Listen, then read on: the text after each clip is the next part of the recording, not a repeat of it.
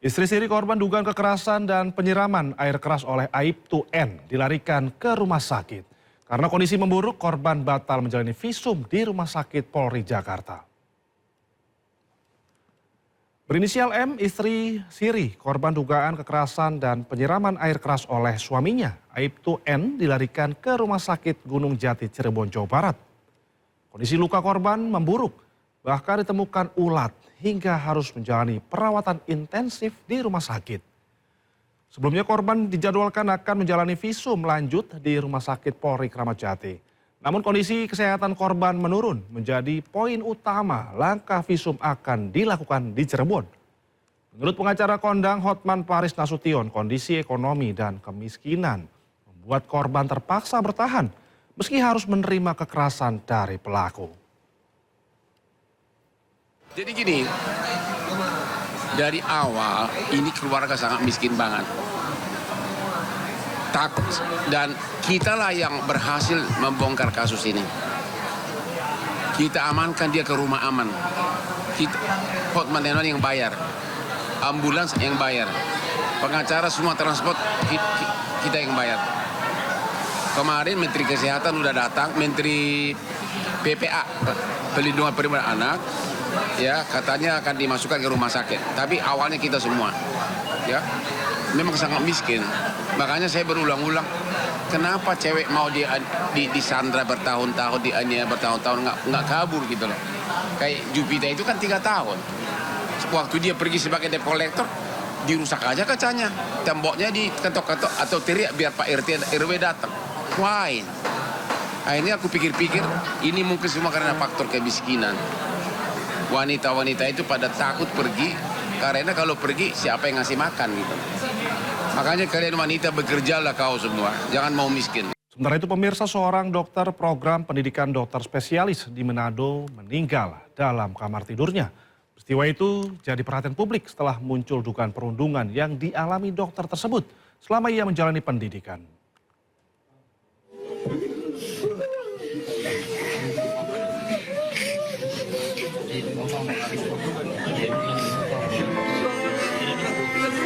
Tangis keluarga Dr. Adrian Rantung tak terbendung ketika melihat jenazah dokter PPDS itu disemayamkan di rumah duka. Dr. Adrian Rantung ditemukan meninggal oleh sang ayah di dalam kamar tidurnya di Manado, Sulawesi Utara. Pihak keluarga menepis kabar yang beredar bahwa Dr. Adrian meninggal karena mengakhiri hidup. Pria yang sedang menjalani pendidikan dokter spesialis itu menurut keluarga meninggal karena kelelahan. Peristiwa meninggalnya Dr. PPDS Adrian Rantung mendapat sorotan dari publik karena ia diduga mengalami perundungan selama menjalani pendidikan dokter spesialis anestesi.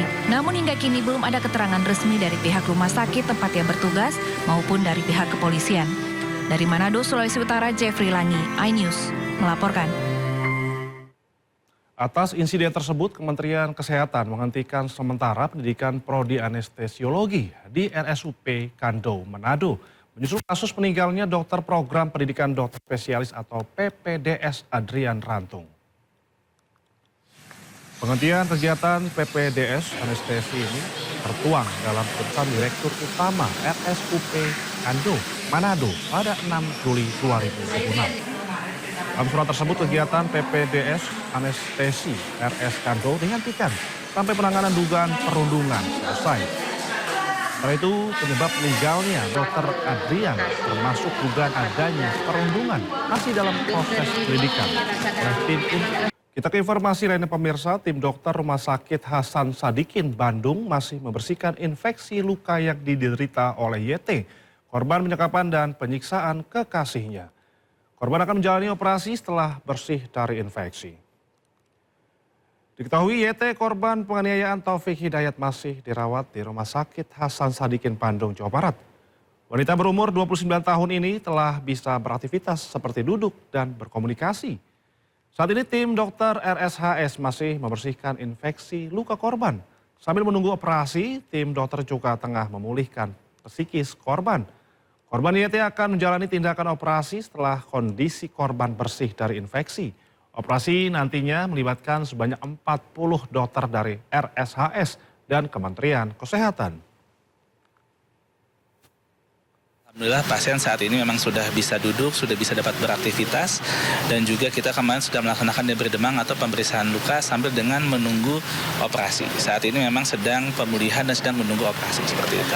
Saat ini kan memang masih ada infeksinya, tadi pakai napas steril, begitu setelah infeksinya tertangani kita langsung dilaksanakan seperti itu. Sementara itu, Direktorat PPO dan PPA Polda Jawa Barat menggelar rekonstruksi dan gelar perkara dalam kasus penganiayaan dan juga penyekapan yang dilakukan Taufik Hidayat terhadap kekasihnya.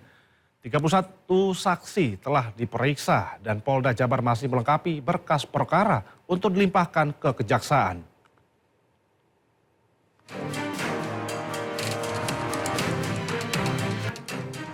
Direktorat PPO dan PPA Polda Jawa Barat telah menggelar rekonstruksi dan gelar perkara dalam kasus penganiayaan dan penyekapan yang dilakukan Taufik Hidayat 30 tahun terhadap kekasihnya YTR 29 tahun.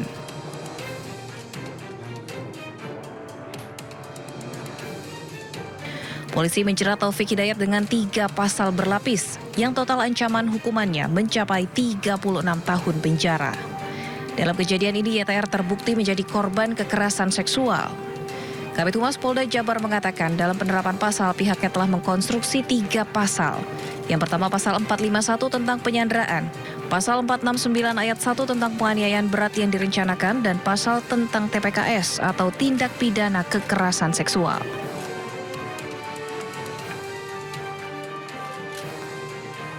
Di sini unsur perencanaannya kita tambahkan sehingga harapan kita untuk memaksimalkan ancaman ini menjadi 12 tahun penjara kita masukkan.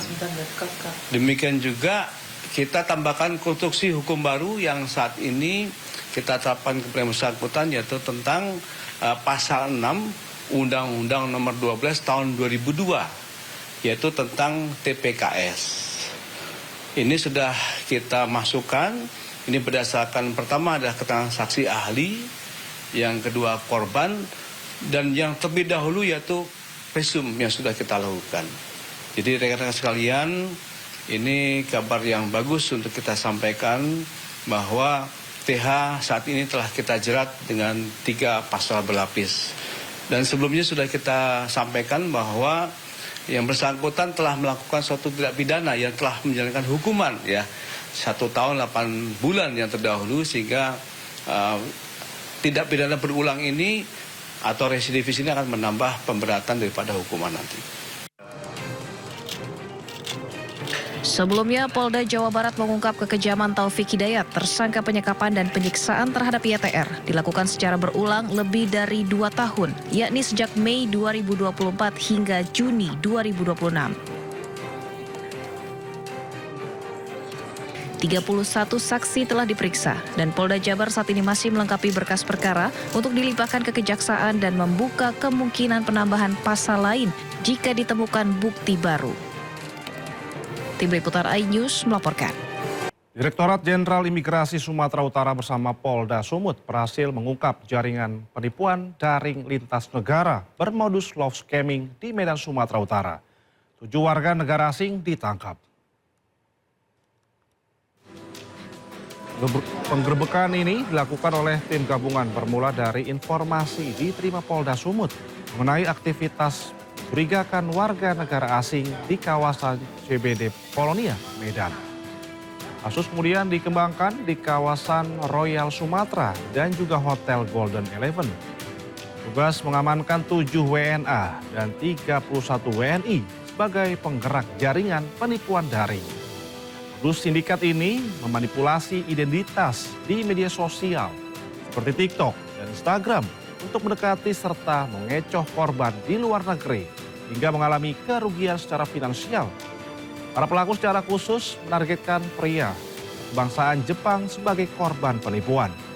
Ditjen Imigrasi Sumatera Utara berkoordinasi dengan Kedubes Tiongkok dan juga Kedubes Vietnam di Indonesia untuk proses deportasi terhadap ke-7 WNA. Kini para WNA juga diajukan untuk pencekalan selama 10 tahun lamanya.